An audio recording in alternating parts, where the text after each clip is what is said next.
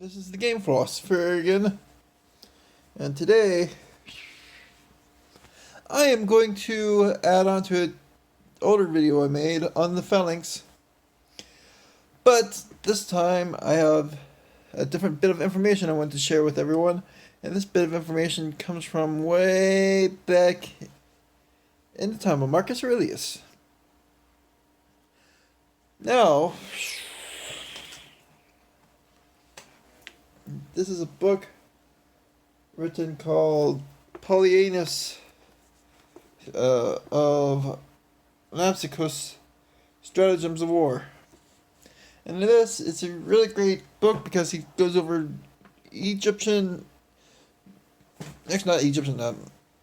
Persian,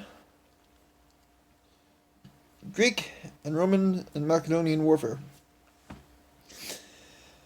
And he's trying to teach emperors Varus and Antonius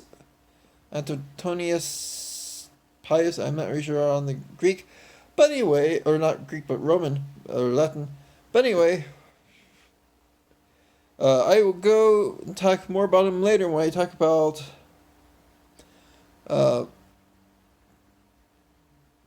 Christian Platonicism, because he makes a name for himself when he's getting refuted for his actions, along with Marcus Aurelius, by Justin Martyr, who comes up with the Logos theology or Christology. But anyway, let me talk more about what I'm talking about. Enough of the background information about Phalanx. In the book, early on, he goes over these semi-legendary figures like Pan, Hercules, and all these other guys who were recorded by many of the older Greek legends. And the most interesting one is actually Pan, because according to Phalanx, Pan actually, when he was serving in a Bacchus campaign in India, came up with a phalanx, and he invented the phalanx based off of nature. And you'd have a left wing, or you have two wings and a center. Now earlier I mentioned how in the other video all these details about the navel, the left, the right,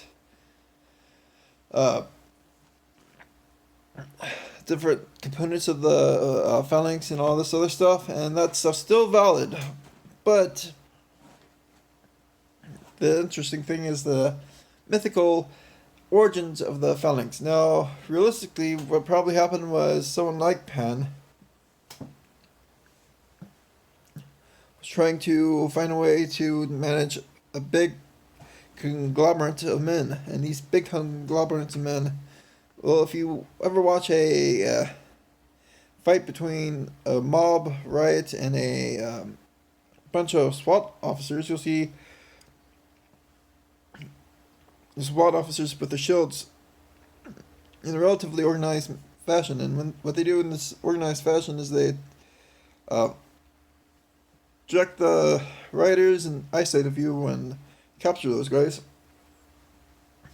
Well, same would have happened when the phalanx was invented, because let's be honest, you're at a disadvantage if you have a disorganized conglomerate of men, and it's very interesting.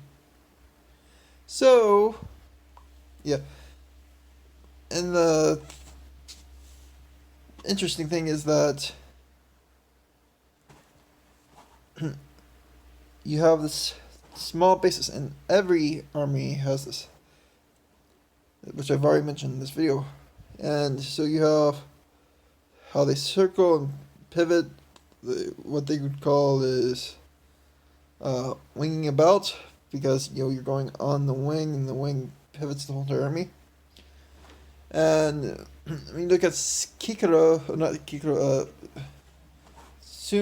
Tzu, Sun Tzu has a very similar thing. He compares an army to a wing, so that's pretty much how the Phalanx operates. So this is the Game Foster with a short video. I hope you like it. Like, comment, subscribe. Enjoy your day. Play Total War. I can't wait for Three Kingdoms Total War. Please, Creative Assembly, give me a chance at playing the game before you release it, because I really want to do a review of it, because I really want to get some more reviewing videos out, as I think reviewing videos are important, because I don't think people really review right. So, yeah, please.